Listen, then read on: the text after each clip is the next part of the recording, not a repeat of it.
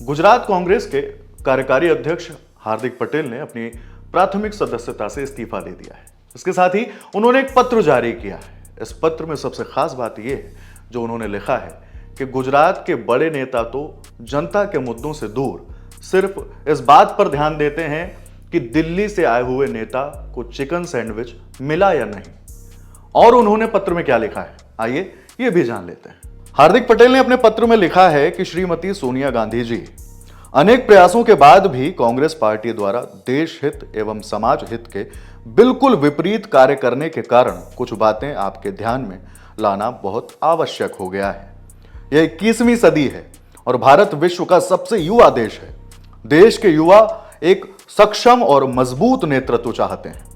पिछले लगभग 3 वर्षों में मैंने यह पाया है कि कांग्रेस पार्टी सिर्फ विरोध की राजनीति तक सीमित रह गई है, जबकि देश के लोगों को विरोध नहीं, एक ऐसा विकल्प चाहिए जो उनके भविष्य के बारे में सोचता हो, देश को आगे ले जाने की क्षमता रखता हो।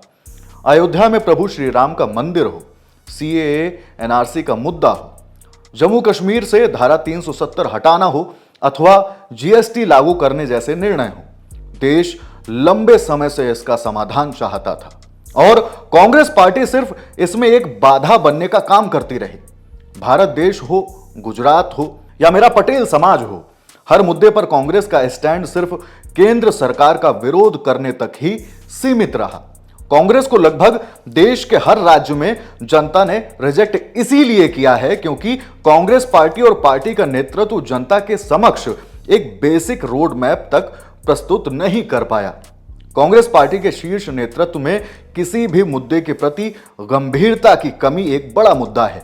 मैं जब भी पार्टी के शीर्ष नेतृत्व से मिला तो लगा कि नेतृत्व का ध्यान गुजरात के लोगों और पार्टी की समस्याओं को सुनने से ज्यादा अपने मोबाइल और बाकी चीजों पर रहा।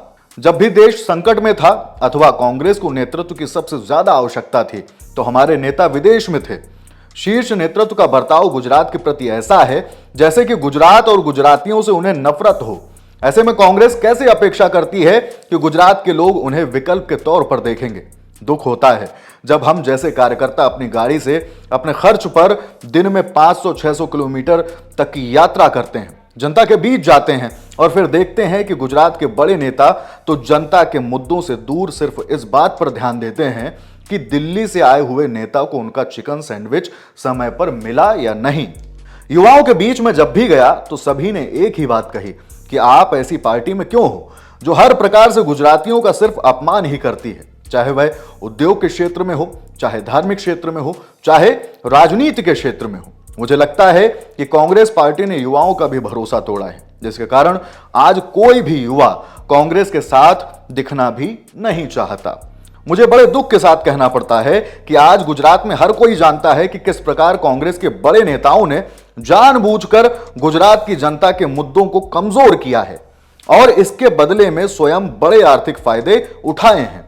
राजनीतिक विचारधारा अलग हो सकती है, परंतु कांग्रेस के वरिष्ठ नेताओं को इस प्रकार बिक जाना प्रदेश की जनता के साथ बहुत बड़ा धोखा है।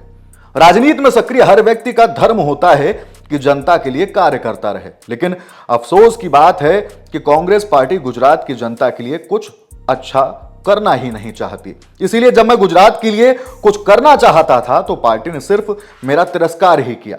मैंने सोचा नहीं था कि कांग्रेस पार्टी का नेतृत्व हमारे प्रदेश, हमारे समाज और विशेष तौर पर युवाओं के लिए इस प्रकार का द्वेष अपने मन में रखता है।